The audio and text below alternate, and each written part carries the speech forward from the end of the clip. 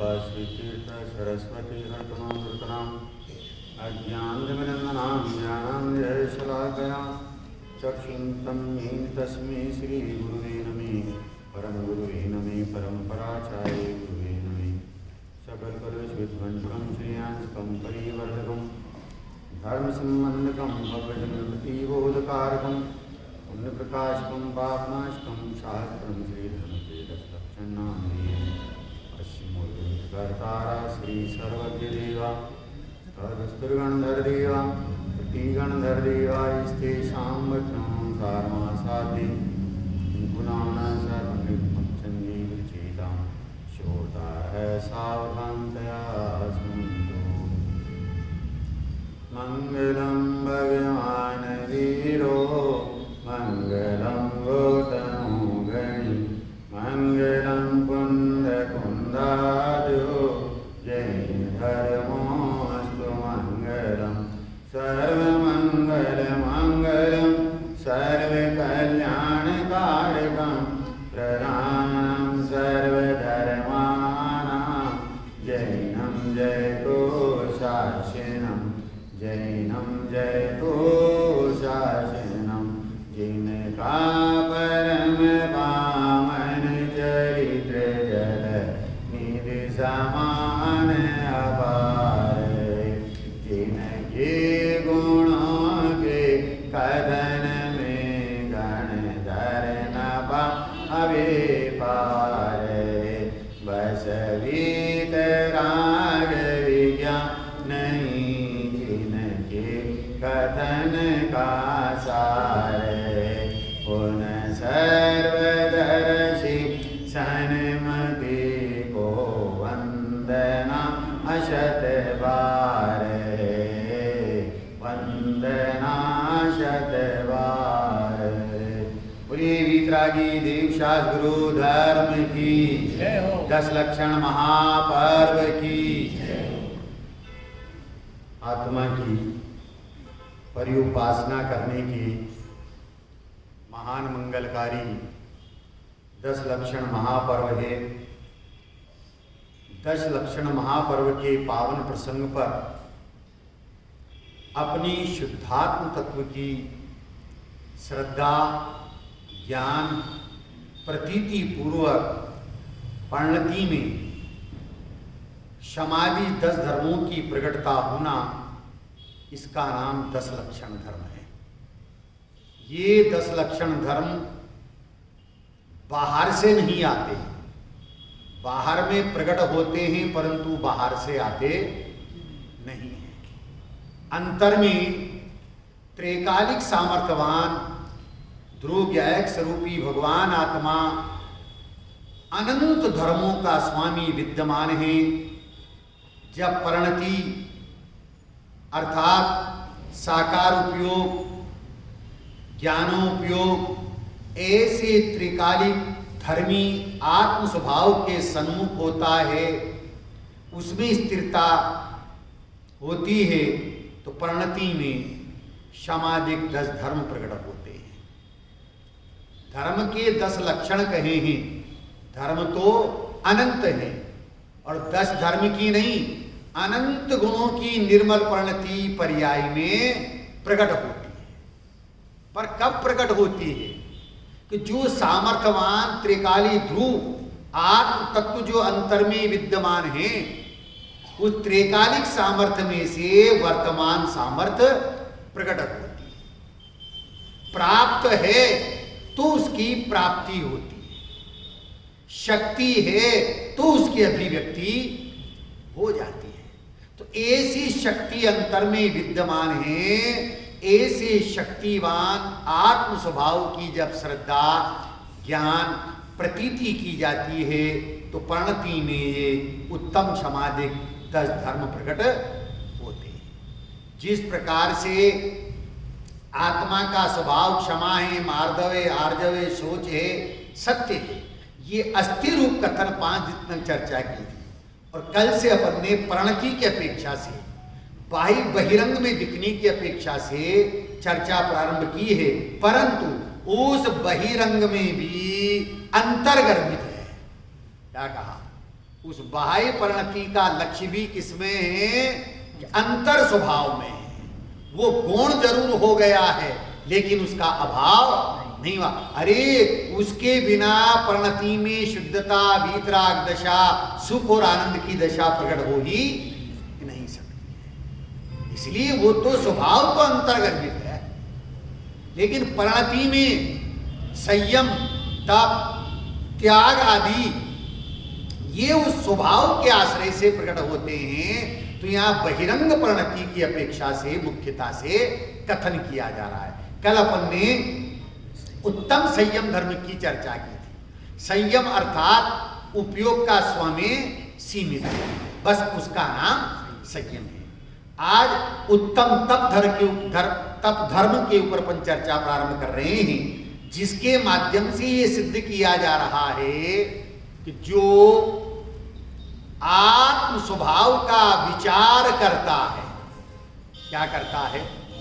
जो आत्म स्वभाव का विचार करता है, चिंतन करता है, और चिंतन करते हुए स्वरूप की प्रकटता परिणति में होती है, तो उसे निश्चय से उत्तम तप धर्म होता है। पुनः कि उत्तम तप धर्म होने के लिए क्या जरूरी है, क्या अनिवार्य है? कि आत्म स्वरूप का विचार करना, चिंतन करना, लेकिन वो विचार और चिंतन भी विराम पा जाता है और परिणति उस आत्मा में एकाग्र हो जाती है, तो सम्यक स्वरूप का परिणति में प्रकट होना, उसका नाम सम्यक तप है। किसके कारण से? कि आत्म स्वरूप का विचार करने पर सम्यक स्वरूप का अपनी परिणति में प्रकट हो जाना, उसका नाम उत्तम तप कहा जाता है। स्वरूप में प्रतापन करने का नाम तप है। स्वरूप में प्रतापन करने का नाम तप है। पर उसी समय ये अस्ति का कथन है और नास्ति का कथन क्या? उसी समय इच्छाओं का निरोध होना, इच्छा निरोध च तप, ये नास्ति का कथन है। पर मुख्यता किसकी है? मुख्यता अस्थि की मुख्यता है। हाँ, स्व की अस्थि है, पर की नास्ति है। ये अनेकांत है भाई, हैं? कि स्वरूप में प्रतापन करना, स्वरूप में रहना, और जब परिणति स्वरूप में रहती है, प्रतापन करती है, तो बाह्य में इच्छाओं का निरोध, निरोध अर्थात अनुत्पत्ति, रुकने का नाम नहीं है। इच्छा उत्पन्न हो गई और रोक दे उसको, वो कहीं ना कहीं से प्रकट होकर के दुख देगी। लेकिन यहां तो निरोध अर्थात इच्छाओं की अनुत्पत्ति, उसका नाम नास्ति से तप धर्म है। और स्वरूप में प्रतापन करना, स्वरूप में रहना, इसका नाम अस्थि से तप है। ब्रह्म तेज प्लस ज्ञान तेज प्लस चैतन्य तेज इज इक्वल टू उत्तम तप धर्म। ध्यान से सुनना पुनः रमेश भाई, हैं? ब्रह्म तेज स्वभाव से ही कैसा है? स्वरूप ही तेज है। ब्रह्म तेज प्लस ज्ञान तेज प्लस चैतन्य तेज इज इक्वल टू उत्तम तप धर्म है। जब ऐसा उत्तम तप धर्म होता है, तो अतीन्द्रिय आनंद को पाना, इसका नाम स्वरूप में प्रतापन है। क्या कहा? किसको पाना? अतीन्द्रिय आनंद को पाना, इसका नाम स्वरूप में प्रतापन है। जब स्वरूप में प्रतापन होता है, बस उसका नाम तप है भाई। स्वरूप में एकाग्रता होना, उसका नाम तप है। तो अतीन्द्रिय आनंद को पाना, उसका नाम स्वरूप में प्रतापन है। स्वरूप में प्रतापन किया जा रहा है, परिणति में आनंद उछल रहा है। चैतन्य के चमत्कार को पुरस्कृत करने वाले तपस्वी होते हैं। क्या कहा? चैतन्य के चमत्कार को पुरस्कृत करने वाले तपस्वी होते हैं और ज्ञान स्वभाव का तिरस्कार करने वाले तापसी होते हैं। समझने की कोशिश करना भैया। उत्तम तप धर्म, संयम धर्म ये बहिरंग प्रवृत्ति का नाम नहीं। बहिरंग प्रवृत्ति तो अंतरंग पूर्वक होती है, इसलिए वो बाहर से ऐसा कहा जाता है। चैतन्य के चमत्कार को पुरस्कृत करने वाले वो तपस्वी होते हैं और ज्ञान स्वभाव का तिरस्कार करने वाले वो तापसी होते हैं। यहां तो चैतन्य का चमत्कार परिणति में प्रकट हो, स्वरूप में प्रतपन हो, उसका नाम उत्तम तप धर्म है। 12 चक्रवर्ती हैं, 63 शलाका के पुरुष होते ना, उन 63 शलाका के पुरुषों में 24 तीर्थंकर, 12 चक्रवर्ती, 9 बलभद्र, 9 नारायण और 9 प्रतिनारायण। तो उन 12 चक्रवर्तियों में एक वज्रदंत नाम के चक्रवर्ती हुए हैं। वज्रदंत नाम के चक्रवर्ती हुए हैं। वो सिंहासन पर बैठे हुए थे और किसी ने उनको पुष्प ला करके भेंट किया। उपवन बगीचे का जो मालिक था बागवान, उसने जो है बहुत सुंदर पुष्प ला करके उन्हें भेंट में दिया, उपहार में दिया। वज्रदंत चक्रवर्ती उस पुष्प को देखते हैं और पंखुड़ियों को थोड़ा हाथ से यूं हिलाते हैं तो उसके अंदर क्या देखते हैं कि एक भंवरा मरा हुआ पड़ा हुआ है। भंवरा क्या बोलते हैं? हमारे इधर भंवरा बोलते हैं। वो जो है गंध का लोभी है। काय का लोभी है? गंध का लोभी है। और यदि वो काष्ठ के अंदर हो तो छेद करके उसमें से निकल जाए। काष्ठ के अंदर बांस होता है ना, बांस पोला होता है, अगर उसके वो अंदर हो तो उसको फोड़ करके उसमें से वो निकल सकता है, बाहर आ जाता है। लेकिन वही भंवरा उस पुष्प में गंध के लोभ के कारण से सायंकाल जब पंखुड़ियां सिकुड़ती है तो उसके अंदर बंद हो जाता है और बंद होने पर उसका प्राणांत हो जाता है। एक इंद्री के विषय के लोभी की ये दशा है। एक इंद्री के लोभी की ये दशा है। ऐसा विचार वज्रदंत चक्रवर्ती को आता है। ये गंध का लोभी, उसकी ये दशा हुई है। तो जो 5 इंद्रियों के विषयों का लोभी है, उसकी दशा क्या होगी? बस इतना सा विचार आया और इतना सा विचार आते ही संसार देह भोगों से विरक्ति हो गई और वैराग्य का परिणाम आ गया। संसार देह भोगों से उदासीनता हो गई, वैराग्य का परिणाम आ गया। अपने 1000 पुत्रों को बुलाया और 1000 पुत्रों को संबोधित किया और ये कहा कि अब हम इस संसार में रहना नहीं चाहते। ये अनित्य है, क्षणिक है, नाशवान है और मैं तो अब अपने नित्य स्वभाव के नजदीक जाना चाहता हूं। शाश्वत स्वभाव को अपनी परिणति में प्रकट करना चाहता हूं। इसलिए ये राज्यभार में तुम्हें सौंप रहा हूं। वो 1000 पुत्र अपने पिता से कहते हैं, हे देह के जनक, आप जिस संसार को अनित्य जान करके, दुख रूप जान करके, क्षणिक जान करके, नाशवान जान करके हमें सौंप रहे और उससे आप मुक्त हो रहे हैं। हम भी इस अनित्य संसार में अनित्य संयोगों में, नाशमान क्षणिक संयोगों में रहना नहीं चाहते हैं, हम भी आपके साथ में जिनेश्वरी दीक्षा अंगीकार करें। ये 1000 पुत्रों ने कहा तो अब राज तिलक किसका करे? किसका राज तिलक किया बहन जी?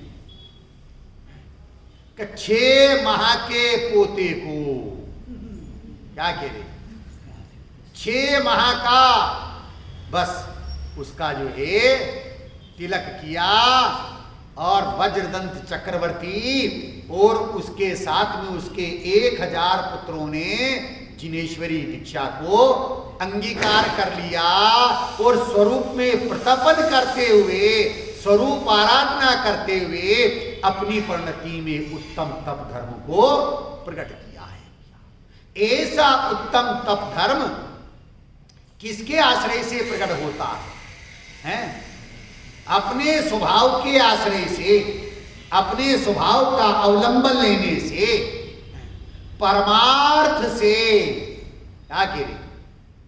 परमार्थ। किसका नाम परमार्थ है? पर अर्थात उत्कृष्ट, मां अर्थात ज्ञानादि लक्ष्मी से युक्त, अर्थ अर्थात वस्तु। कौन सी वस्तु? आत्म वस्तु। कौन सी वस्तु? आत्म वस्तु। परमार्थ वो है। पर मतलब प्रकृष्ट है, प्रवचन सार में आया है। प्र मतलब उत्कृष्ट, तो प्रकृष्ट, मां अर्थात ज्ञानादि लक्ष्मी से युक्त, अर्थ मतलब वस्तु। वो वस्तु कौन सी है? कि आत्मा है। ऐसे परमार्थ स्वरूप आत्म वस्तु, क्या कह रहे, निजानंद के आविष्कार में जो प्रसन्न रहते हैं वो साधु होते हैं। क्या कहा? निजानंद के, परमार्थ भूत आत्म वस्तु के, निजानंद के आविष्कार में जो प्रसन्न रहते हैं वो साधु होते हैं। जहां अपकार और उपकार दोनों भावनाएं विराम पा जाती है, वहां सम्यक तप होता है। क्या कहा? ध्यान से सुनना भैया, समझने की कोशिश करना भैया, कि जहां अपकार और उपकार, प्रथमान योग का उदाहरण है, बाहुबली जी भरत जी से जीत करके भी जल युद्ध, नेत्र युद्ध और मल्ल युद्ध, तीनों युद्धों में विजय को प्राप्त करते हुए भी जिन्होंने जिनेश्वरी दीक्षा को अंगीकार कर लिया, संयम को अंगीकार कर लिया था, वो तो जीत गए थे ना? नहीं, जीत करके भी हार गए थे। जीत करके भी हार गए थे कि कषाय के परिणाम से ये प्रवृत्ति हुई थी। कषाय होना ये हारना है। कषाय स्वभाव का अवलंबन लेकर के विभाव रूप भाव का अभाव कर देना, उसका नाम विजय है, उसका नाम जीतना है। तो कषाय स्वभाव का अवलंबन लेकर के शुद्धोपयोग रूप परिणमित हुए, और शुद्धोपयोग रूप परिणमित होते हुए कितने समय तक आत्माराधना की है? 1 वर्ष तक कठोर आत्म साधना। पैरों में सर्प ने बांबियां बना ली, सर के ऊपर पक्षियों ने घोंसले बना लिए, और बदन के ऊपर जो है बेलें चढ़ गई, लेकिन फिर भी केवल ज्ञान की प्राप्ति नहीं हुई थी। विकल्प था, शल्य नहीं था। दिगंबर संत मुनिराज निशल्य वृत्ति के धारी होते हैं, परंतु उस अवस्था में अपकार और उपकार दोनों प्रकार की भावनाओं से रहित थे, इसलिए परिणति में सम्यक तप धर्म उनके प्रकट हो रहा है। अनादि अनंत स्वभाव का बहुमान परिणति में चल रहा था, इसलिए शाश्वत सम्यक तप उनकी परिणति में प्रकट हो रहा था। किसका बहुमान था? अनादि अनंत शाश्वत भगवान आत्मा का बहुमान वर्त रहा था, इसलिए शाश्वत सम्यक तप था। तप वही है जो अतीन्द्रिय आनंद के द्वार को उद्घाटित करता है, उसका नाम तप है। किसको उद्घाटित करता है?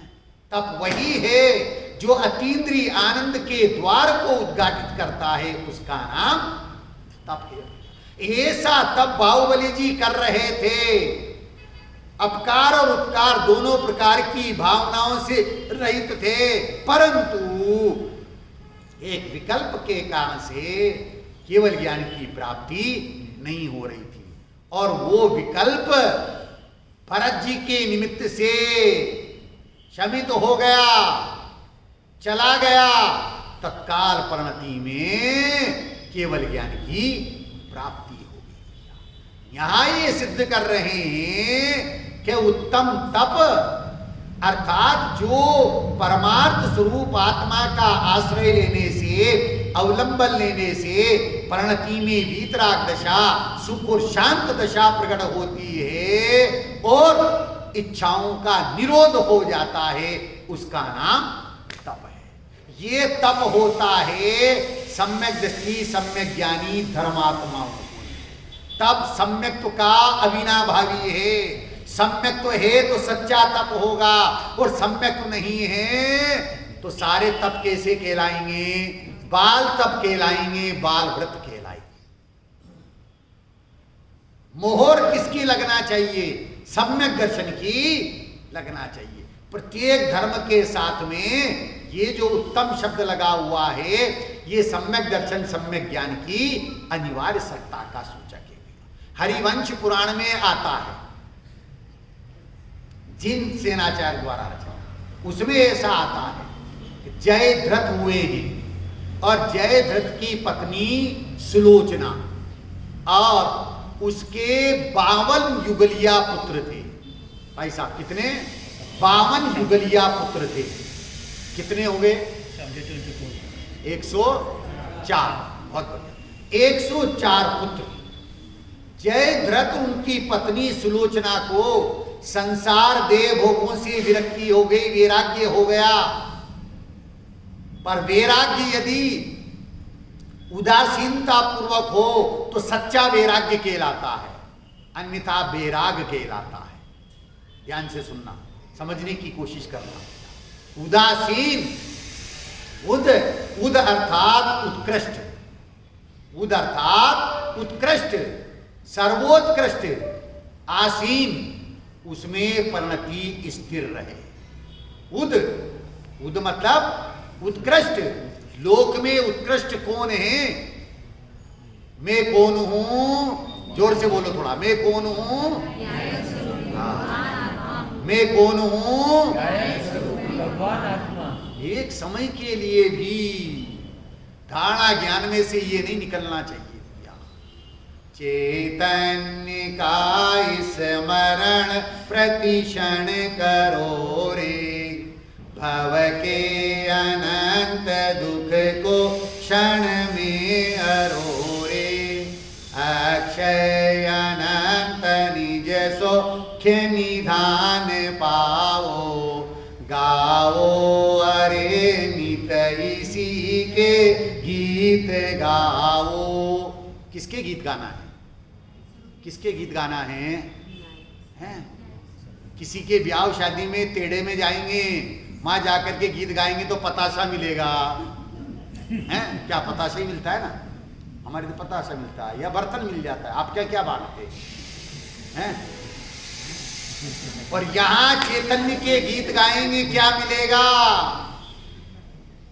चैतन्य का स्मरण प्रतिक्षण ही करो रे, भव के अनंत दुख को क्षण में हरो। क्या कहा है? उस चैतन्य का स्मरण निरंतर परिणति में चलना चाहिए, तो परिणति में आनंद होगा, उत्तम तप होगा। तो उद मतलब उत्कृष्ट, आत्म स्वभाव उसमें परिणति आसीन होती है और पर्यायी में आनंद प्रकट होता है, सुख प्रकट होता है, वीतरागता प्रकट होती है, उसका नाम उत्तम तप है। तो जयद्रथ और सुलोचना उदासीन हो गए, बाही में संसार देव भोगों से उदासीन हो गए और अंतर में जो है आत्म स्वभाव में आसीन हुए। परिणति बाहर आई, 52 युगलिया पुत्रों से कहा अब हम इस संसार में रहना नहीं चाहते, ये अनित्य है, नाशवान है, क्षणिक है, अब तो हम शाश्वत उस ज्ञायक स्वरूपी भगवान आत्मा की शरण में जाना चाहते हैं, जिससे परिणति में शाश्वत शांति की प्राप्ति हो जाती है। 52 युगलिया पुत्रों ने अपने पिता और माता के ऐसे वचनों को सुना और सुनकर के कहा, हे देह के जनक और जननी, हे देह के जनक और जननी, जिस संसार को आप अनित्य, क्षणिक, नाशवान और पाप का बड़ा भारी गड्ढा जान करके छोड़ रहे हैं, क्या हम उसमें फंसेंगे? हम उसमें फंसने वाले नहीं हैं।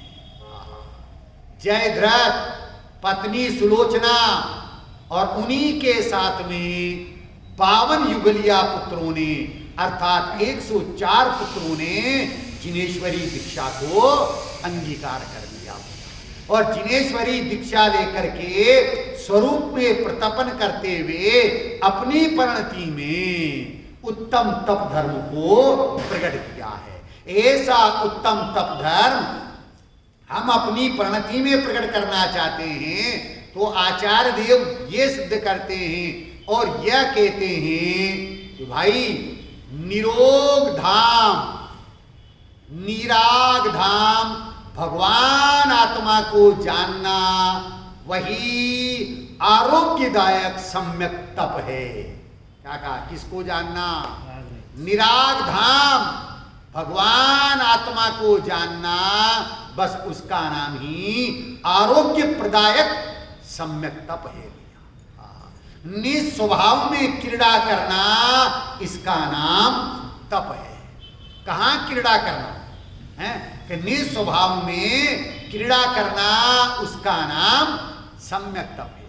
फिर कहते हैं ज्ञान का अपने में सीमित रहना, उसका नाम तप है। ज्ञान का अपने में सीमित रहना, उसका नाम तप है।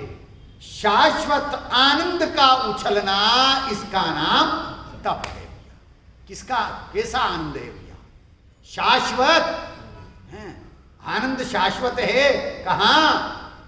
वो शाश्वत आत्मा के अवलंबन से प्रकट हुआ है। इसलिए उस आनंद को भी क्या नाम दिया जाता है? कि शाश्वत आनंद में जो उछलता है, शाश्वत आनंद में जो केली करता है, उसका नाम उत्तम तप धर्म है भैया। हैं? क्या कहते हैं? अनशन अवमोदर धरो परिसंख्यान वरो सुरस परिहरो कसो निज काया संन्यास सुधारो षट तप बाल बताया प्राशित स्वाध्याय विचार क्रियावृत्तिदार समाधि समार छोड़ तन ममता निज कीजे उत्तम ध्यान सुआवे समता इच्छा की पवन थमावे मन का जल अचन बनावे तब ज्ञान झलक दर्शावे निर्वाण तुरंत पद पावे। क्या कह रही? तुरंत निर्वाण पद की प्राप्ति कैसे होगी? इच्छा की पवन थमावे मन का जल अचल बनावे तब ज्ञान झलक दर्शावे निर्वाण तुरंत पद पावे। जस लाभ ख्याति की आस, सकल को नाश आत्म को वास करो तपवीरा, पंचेंद्रियन को दंड सहो तपवीरा। हे यही मनुष्य गति सार, जगत उद्धार लहे तपधार, मुनि भवतारी 10 लक्षण धर्म विचार जीव संसारी। क्या कह रहे हैं भैया? अनशन अवमोदरी धरो। ये तप जो है 2 प्रकार का है, एक बहिरंग तप है और एक अंतरंग तप है। यहाँ आचार्य देव कह रहे हैं कि बहिरंग तप क्यों कहा है कि जिसके कारण से जगतवासियों को यह पता लगे कि ये तपस्वी है। ध्यान से सुनना होगा, बहुत मार्मिक प्रकरण है और समझने जैसा है कि बहिरंग तप और अंतरंग तप। ये जो बहिरंग तप है, बाही में लोगों को ऐसा लगे ये तपस्वी है, लेकिन ये बहिरंग तप अंतरंग तप को पुष्ट करने वाले होते हैं। बहिरंग तप जो है अंतरंग तप को पुष्ट करने वाले होते हैं। 6 प्रकार के बहिरंग तप हैं, 6 प्रकार के अंतरंग तप हैं। बहिरंग तप जो है 6 प्रकार के हैं, अनशन, अवमोदर्य, वृत्ति परिसंख्यान, रस त्याग, काय क्लेश और व्यक्ति शय्यासन। ये 6 प्रकार के बहिरंग तप है। अनशन किसका नाम? किसको अनशन कहते हैं? इधर से बहनों में से बताओ, किसको अनशन कहते हैं? हाँ, वो आपने बिल्कुल सही बताया, गलत नहीं बताया, पर मैंने पूछा इधर से। हाँ, किसको अनशन कहते हैं? अरे लोग में भी अनशन करते हैं अपनी बातों को मनवाने के लिए। हम जो है अन्न और जल का त्याग कर रहे हैं, जब तक हमारी मांगे पूरी नहीं होगी तब तक हम नहीं उठेंगे, अनशन कर रहे हैं। क्या उसका नाम अनशन तप है? नहीं है। बहुत बढ़िया, उसका नाम अनशन तप नहीं है। अनशन है आ मतलब नहीं अशन आदि का सेवन, परंतु अपर नाम उसका उपवास है। उप अर्थात आत्मा, उप अर्थात आत्मा और वास मतलब रहना है, रहना, निवास करना। आत्मा में निवास करते हुए विषय, कषाय, आहार आदि का त्याग हो जाता है, सहज में छूट जाते हैं, उसका नाम उपवास है। हम आपके यहाँ की बात नहीं करते, आपके यहाँ कैसे करते? मैं तो हमारे यहाँ की बता रहा हूँ। हमारे यहाँ महिलाएं या बच्चियां जो है मोक्ष सप्तमी का उपवास करती है। आज सुगंध दशमी है तो उसका भी उपवास करती है महिलाएं। तो एक दिन पहले धारणा करते हैं। क्या करते हैं? धारणा। धारणा का मतलब क्या होता है? नहीं, हमारे यहाँ ऐसा नहीं है। हमारे यहाँ तो बढ़िया मूंग की दाल का हलवा बनना है और भर पेट उसको खाना है, और रात को 8 बजे तक भी खूब पानी पीना, केले आदि का सेवन करना। अब मिलने वाले पूछे धारणा कर लिया? हाँ कर लिया, धारणा हो गया है। अब अगले दिन उपवास, अगले दिन 4 प्रकार के आहार का त्याग। मंदिर के दर्शन कर आए, आकर के जो है कोई टीवी के सामने बैठा, कोई मैगजीन पढ़ रहा, कोई अखबार पढ़ रहा है। अब मिलने वाला मिलता है, साता है, हाँ हाँ हाँ साता है। अब उपवास हो गया, अगले दिन जो है पारना होता है। पारने का मतलब क्या होता है कि 5 बजे जल्दी उठ करके मंदिर जाना और मंदिर से आ जाना, और 6 बजे वापस वही मूंग की दाल का हलवा तैयार हो जाना है और उसका सेवन करना। अब फिर पड़ोसी बहने आए, पूछे बहन जी पारना कर लिया? हाँ कर लिया। या धारणा, उपवास, पारना किसको कहते हैं? धारणा अर्थात संकल्प करना, नियम लेना। अरे मैं अपनी आत्मा के समीप रहूंगा। कहाँ रहूंगा? अभी तक पर मेरे रहा था, अब आत्मा के समीप रहूंगा। ऐसा संकल्प करना, ऐसी धारणा करना, ऐसा निश्चय करना। और जब आत्मा के समीप रहे, आत्मा में वास करे, तो विषय कषाय आहार का विकल्प ही उत्पन्न नहीं होता है। विषय कषाय आहार का विकल्प ही उत्पन्न नहीं होता है। एक दिगंबर संत मुनिराज ने धारणा की और धारणा के पश्चात उपवास हो गया, अनशन हो गया। और कितने दिन का? 1 महीने का। 1 महीने के उपवास हो गए और 1 महीने के बाद आहारचर्या के लिए आए। विधि मिली और विधि मिलने पर ओनली केवल जल का पान किया। किसका पान किया? जल पान किया, जल का सेवन किया और चले गए। और फिर वापस 1 माह का उपवास हो गया।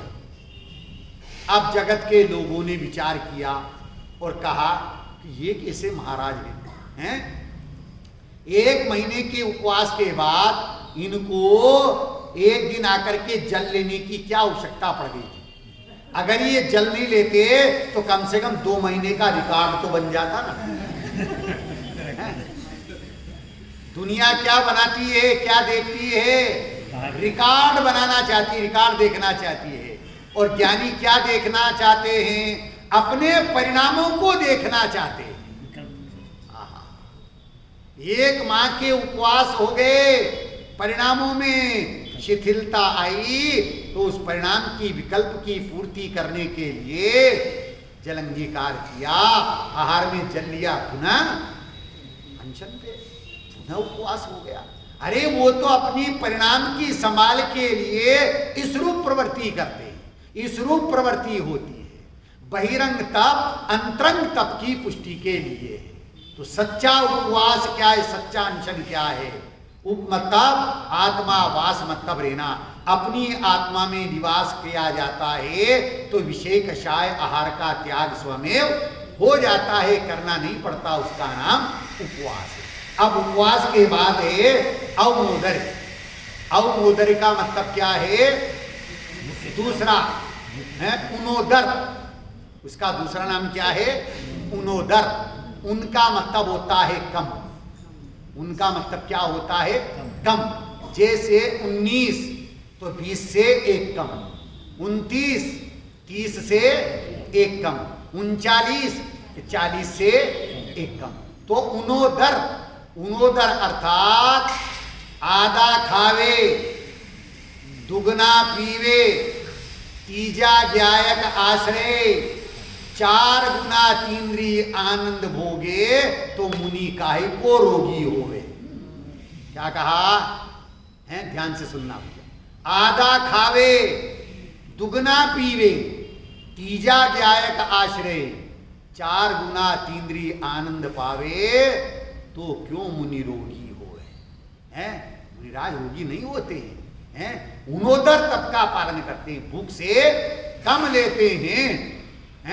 और आप और हमारी दशा कैसी है? हैं? निमंत्रण आ गया है तो बिना पानी के चुनाई करनी है पहले। हैं? पानी तो फिर अपन घर पे जाके पी लेंगे। हैं? या इसका नाम उनोदर नहीं है, इसका नाम तो दुनोदर है। सुनाए आपको हमारे यहाँ का? चलो सुनाते हैं। ये आपके यहाँ की बात नहीं, हमारे यहाँ की चर्चा है।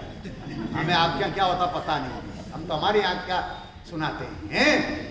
बेन जी ने उपवास था और उपवास के बाद एकासन करना था। एकासन के लिए जो है मंदिर से 10 बजे आ गई और एकासन पर बैठ गई। और एकासन पर बैठ करके भोजन बनाया था बहुओं वगैरह ने, और वो जो है भरपेट भोजन किया। अब भरपेट भोजन करने के बाद में जो है बैठी रही, 3 बजे का इंतजार किया और फिर चाय का समय हो गया तो चाय भी हैं। 12 बजे की बैठी थी, कितने बज गए? 3 बज गए हैं। कोई पूछे तो क्या कहे? एकासन कर लिया। कहाँ कर लिया? ना अभी एकासन ही चल रहा है, अभी एक ही आसन पर है। अरे भैया, इसका नाम एकासन नहीं है। कितनी विकृतियां आ गई है। एकासन एक आत्म स्वभाव पर अग्रसर होकर के एक आत्म स्वभाव को अपनी ज्ञान प्रणति में अग्रसर करते हुए औषधि की तरह भोजन ग्रहण करना। किसकी तरह? औषधि। प्रोषद उपवास स्तव कहलाता है। औषधि की तरह भोजन ग्रहण किया जाता है। यहाँ उनोदर भूख से कम लेना, उसको दुनोदर नहीं बनाना है, उसको उनोदर ही रखना है। तो अनशन, अवमोदर, और उसके पश्चात आता है वृत्ति परिसंख्यान। दिगंबर संत मुनिराज आहारचर्या के लिए आते अटपटी प्रतिज्ञाएं लेकर के हैं। तुम्हें गरज हो तो आहार देना डॉक्टर साहब, हमारी गरज से हम आहार के लिए नहीं आए।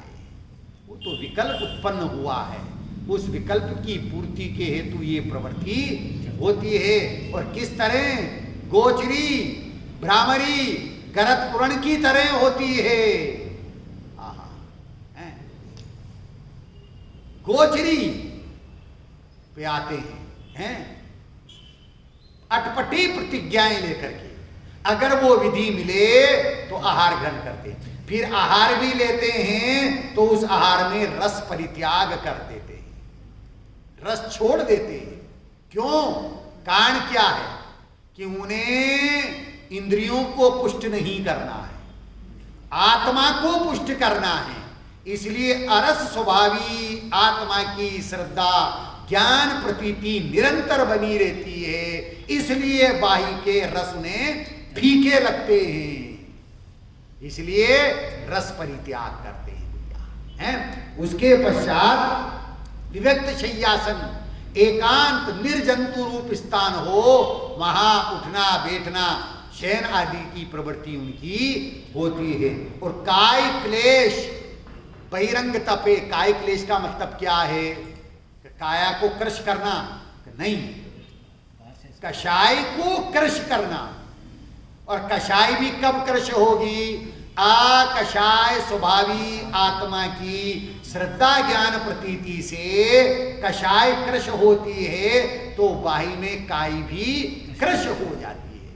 काय के क्रश करने का नाम, काय के सुखाने का नाम काय क्लेश तप नहीं है। क्या कहा है? समझने की कोशिश करना है। काय को सुखाने का नाम काय क्लेश तप नहीं है। कषाय क्रश होवे। और कषाय कैसे क्रश होवे? नी कषाय स्वभाव आत्मा के अवलंबन से। जब कषाय क्रश होती है तो बाही में काय भी क्रश हो जाती है, तो उसको बहिरंग जो है काय क्लेश तप कहा जाता है। ये 6 प्रकार के बहिरंग तप हैं। ये 6 प्रकार के बहिरंग तप अंतरंग तपों को पुष्ट करते हैं। और उन अंतरंग तपों में जो है पहला तप प्रायश्चित है। अंतरंग तप कौन सा है? किसका नाम प्रायश्चित है? किसको प्रायश्चित कहते हैं? हाँ, जोर से बोलो बेटा। बहुत बढ़िया। प्रायश्चित, प्रायः प्लस चित्त। प्राय मतलब अपराध है। प्राय मतलब हमेशा भी होता है, एक शब्द कहने का अर्थ होते हैं। प्राय मतलब अपराध। उस अपराध की निवृत्ति के लिए चित्त की शुद्धि होना, उसका नाम प्रायश्चित है। क्या कहा? अब वो प्रायश्चित प्रतिक्रमण, आलोचना और प्रत्याख्यान रूप में किया जाता है। प्रतिक्रमण भूतकाल के दोषों के शोधन के लिए, आलोचना सामायिक वर्तमान के दोषों के शोधन के लिए, प्रत्याख्यान भविष्यत काल के दोषों के शोधन के लिए होता है। तो ऐसा जीव ने कौन सा अपराध किया है जिसके कारण से उसे प्रतिक्रमण, आलोचना और प्रत्याख्यान करना पड़ता है? ऐसा कौन सा अपराध किया है? कि स्वरूप विराधना का महापाप किया है। कौन सा पाप किया है? स्वरूप विराधना का। अरे बाही में जीवों की विराधना हो जाती है प्रमाद दशा में, इसके लिए भी प्रतिक्रमण, आलोचना, प्रत्याख्यान होते हैं। पर वास्तव में सबसे बड़ा अपराध क्या हुआ है रमेश भाई? सबसे बड़ा अपराध क्या हुआ है? स्वरूप की विराधना हुई। किसके कारण से, किस हेतु से? किसका नाम प्रतिक्रमण है, किसका नाम आलोचना है, किसका नाम प्रत्याख्यान है? भूत काल के कर्म शुभाशुभ लगे भिन्न प्रतिक्रमण में, वर्तमान में लगे भिन्न तो आलोचन मान है, भविष्यत काल में लगे भिन्न तो प्रत्याख्यान महान है, परिणति निज में जम जाए तो तीनों एक समान है। क्या अपराध किया था मैंने डॉक्टर साहब हैं? क्या अपराध किया था जिसके लिए प्रतिक्रमण, आलोचना, प्रत्याख्यान करे? ज्ञायक था ज्ञायक हूं मैं बस, ज्ञायक रहूं त्रिकाल में। आज तक अपने आप को ये नहीं माना। क्या नहीं माना? मैं ज्ञायक हूं, ये नहीं माना। मैं कौन हूं? मैं कौन हूं?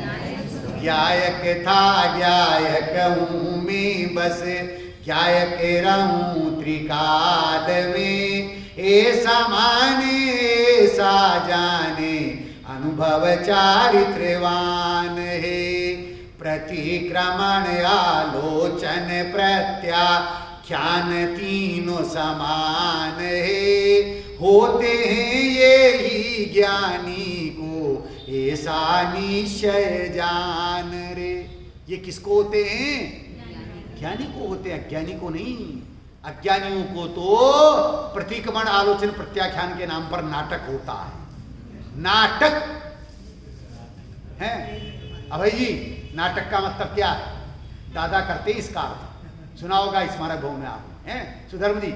नाटक, ना मतलब नहीं, टक मतलब टीके, जो नहीं टीके उसका नाम नाटक है, जो क्षणिक है। यहां तो शाश्वत ज्ञायक स्वरूपी भगवान आत्मा के आश्रय से प्रतिक्रमण होता है, आलोचन होता है, प्रत्याख्यान होता है। ध्यान से सुनना, समझने की कोशिश करना भैया।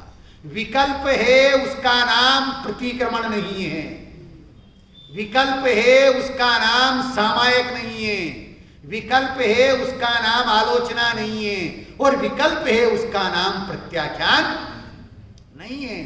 प्रतिक्रमण में, आलोचना में, सामायिक में, प्रत्याख्यान में विकल्प होता नहीं है।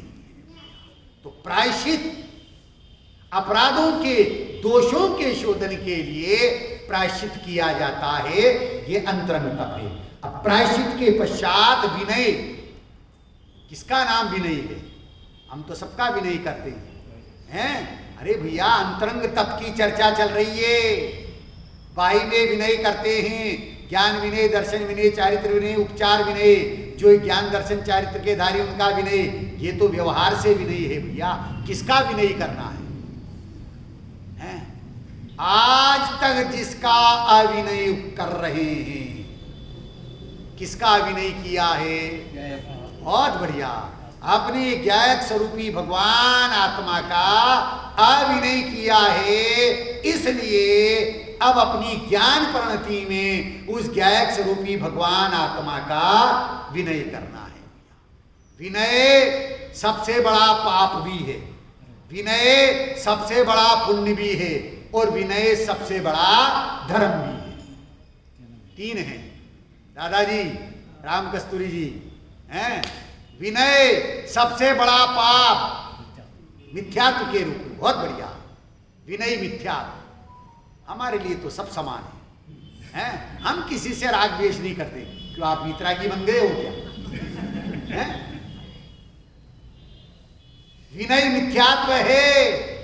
दादा बोलते हैं, मिथुन जी दादा बोलते हैं, ये अपना मस्तक है, हाँ, नारियल नहीं है तो चाहो जहां इसको फोड़ दो। हमारा ये मस्तक झुकेगा तो वीतरागी देव शास गुरु के चरणों में ही झुकेगा, अन्य के चरणों में झुकने वाला नहीं। अगर वहां झुकता है, विनय मिथ्यात्व है। 16 कारण भावना में विनय संपन्न भावना, जिसको उपचार से तीर्थंकर प्रकृति के बंध का कारण कहा है, सबसे बड़ा पुण्य है। और सबसे बड़ा धर्म किसका विनय करना? अपनी ज्ञान परिणति में ज्ञायक स्वरूपी भगवान आत्मा का विनय करना भैया। ज्ञान परिणति में जब उसका विनय होगा तो परिणति में सुख, आनंद और वीतराग दशा प्रकट होगी। उसका नाम सच्चा विनय तप है भैया, अंतरंग तप है। तीसरा है वेयावृत्ति। वेयावृत्ति का मतलब क्या होता है? दुखी जीवों की सेवा करना, मुनिराज के हाथ पैर दबाना है, इसका नाम वेयाव्रत है? नहीं है भैया, ये तो अंतरंग तप है ना। अनादि से मैंने अपने आत्म स्वभाव की विराधना की है, उसकी संभाल नहीं की है, उसकी सेवा नहीं की है, जिसके कारण से 4 गति 84 लाख योनियों में परिभ्रमण चल रहा। इसलिए वेयावृत्ति करना है निश्चय से किसकी? उस ज्ञायक स्वरूपी भगवान आत्मा की संभाल करना है, उसकी सेवा करना है। पर की सेवा तो बहुत करी, तो क्या बाही में धर्मी और धर्मात्माओं की वेयावृत्ति नहीं करें कि ऐसा अर्थ नहीं लेना। धर्मी जीव को ऐसा परिणाम आता है और इस रूप प्रवृत्ति भी होती है जिससे उनके परिणामों में स्थिरता आ जाती है, परिणामों से वो चलायमान नहीं होते हैं। पर वास्तव में ये तो अंतरंग तप है ना, तो किसकी वेयावृत्ति करना? अपने ज्ञायक स्वभाव की वेयावृत्ति करना भैया। और चौथा अंतरंग तप है स्वाध्याय। चल ही रहा स्वाध्याय, तो ये और क्या है? इसका नाम स्वाध्याय है बहन जी। किसका नाम स्वाध्याय है? स्व प्लस ध्याय है, ध्यान और आय है। किसका ध्यान करना? स्वाध्याय परमम तप। ये स्वाध्याय परम तप है। जब स्व का ध्यान किया जाता है, ज्ञान परिणति में स्व आता है, तो उस समय 5 इंद्रियों के विषय कषायों का स्वमेव अभाव हो जाता है, छूट जाते हैं, एकाग्रता हो जाती है। वो अंतरंग स्वाध्याय है। निरंतर परिणति में, चिंतन में आत्मा बना रहता है और वो चिंतन से भी मुक्त होकर के स्वरूप में एकाग्रता होती है, उसका नाम स्वाध्याय है भैया। लेकिन बाही में ऐसे स्वरूप का ज्ञान कराने वाले, ज्ञायक स्वरूपी भगवान आत्मा की बात बताने वाले जो आगम हैं, अध्यात्म शास्त्र हैं, जिनवाणी हैं, उनको बांचना, पूछना, अनुप्रेक्षा, आमनाय और धर्मोपदेश, क्या इसको भी स्वाध्याय तप कहा है। बहिरंग तप है।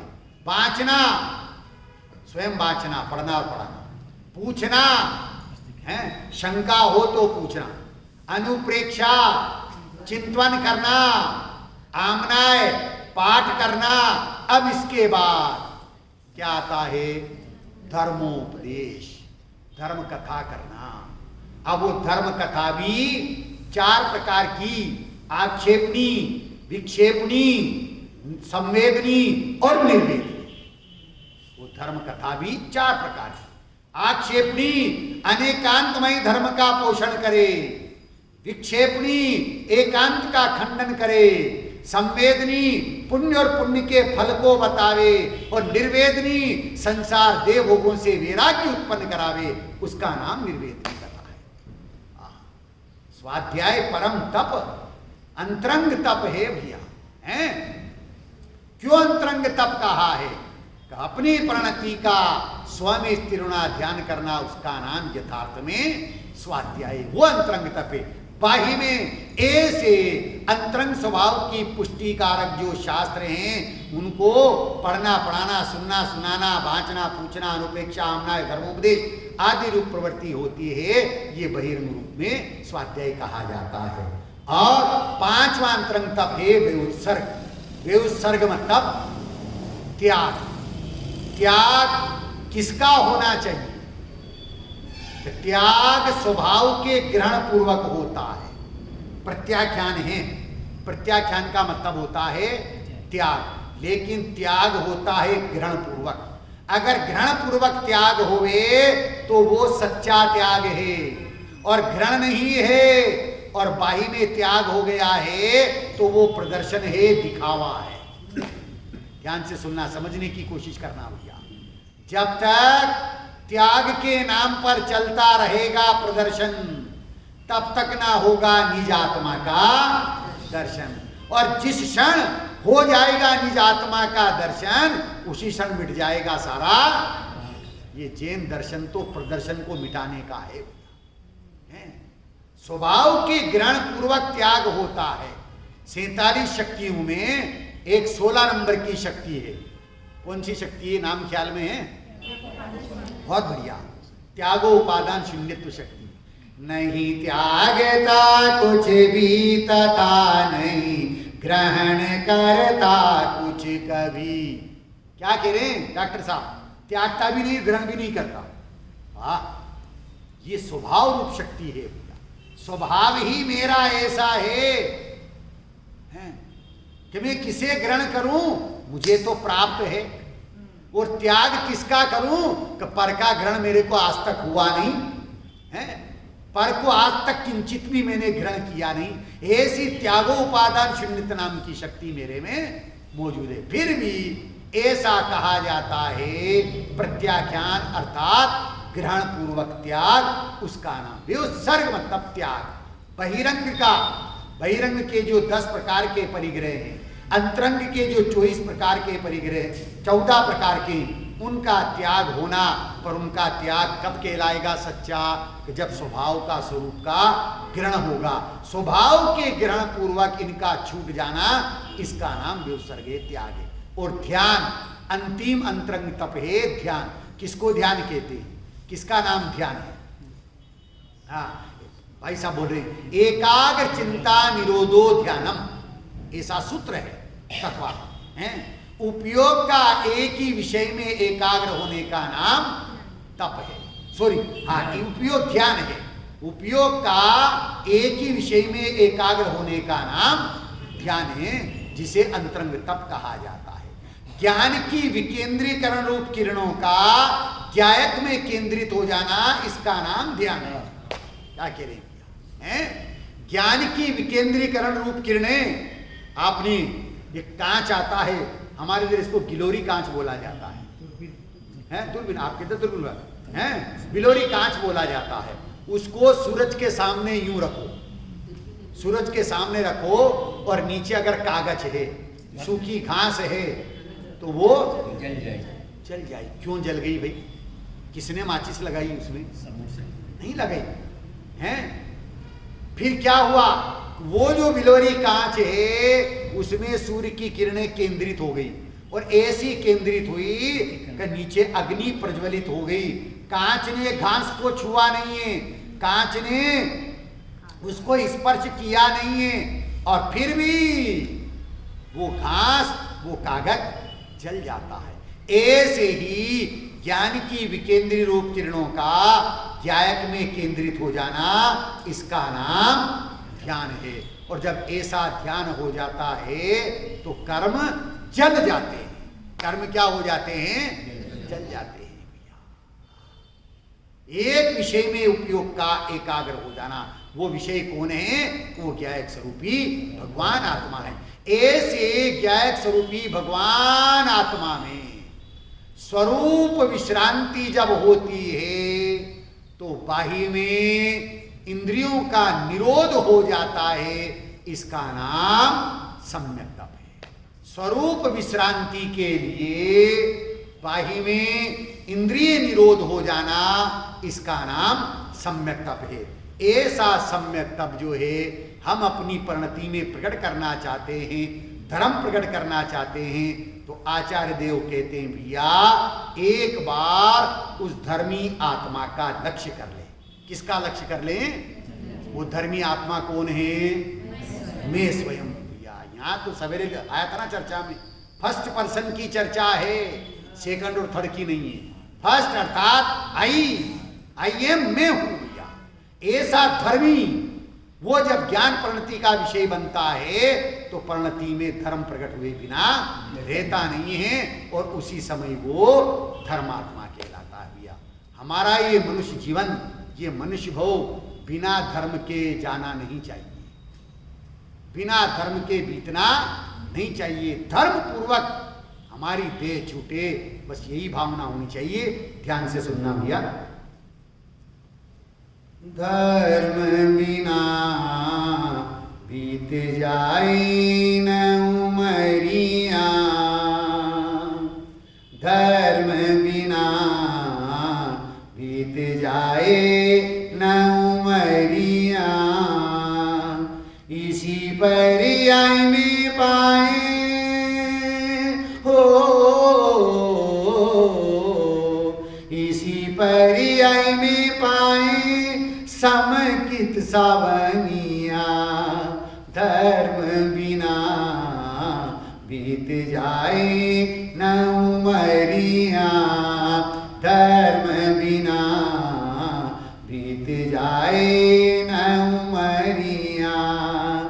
तत्व क्या अज्ञान जीव के, उदय वो अज्ञान का, अप्रतीति तत्व की जो उदय वो मिथ्यात्व का। मिथ्यात्व छोड़ी पावो हो, मिथ्यात्व छोड़ी पावो मुक्ति डगरिया। धर्म बिना बीत जाए न उमरिया, धर्म बिना बीत जाए न उमरिया। जीव का श्रद्धान समकित ज्ञान उसका ज्ञान है, रागादि वर्जन चारित यही मुक्ति पंथ है। जीव का श्रद्धान समकित ज्ञान उसका ज्ञान है, रागादि वर्जन चारित यही मुक्ति पंथ है। स्वात्म को ध्यावो पावो हो, स्वात्म को ध्यावो पावो मुक्ति नगरिया। धर्म बिना बीत जाए न उमरिया, धर्म बिना बीत जाए न उमरिया। वीतरागी देव गुरु धर्म को न मानते, वीतरागता की पोषके जिनवाणी न जानते। वीतरागी देव गुरु धर्म को न मानते, वीतरागता की पोषके जिनवाणी न जानते। निश्चय से ही पावे ओ, निश्चय से ही पावे नरक निगोदिया। धर्म बिना बीत जाए न उमरिया, धर्म बिना बीत जाए न उमरिया। इसी पर्याय में पाए ओ, इसी पर्याय में पाए समकित सावनिया। धर्म बिना बीत जाए न उमरिया, धर्म बिना बीत जाए न उमरिया, धर्म बिना बीत जाए न उमरिया।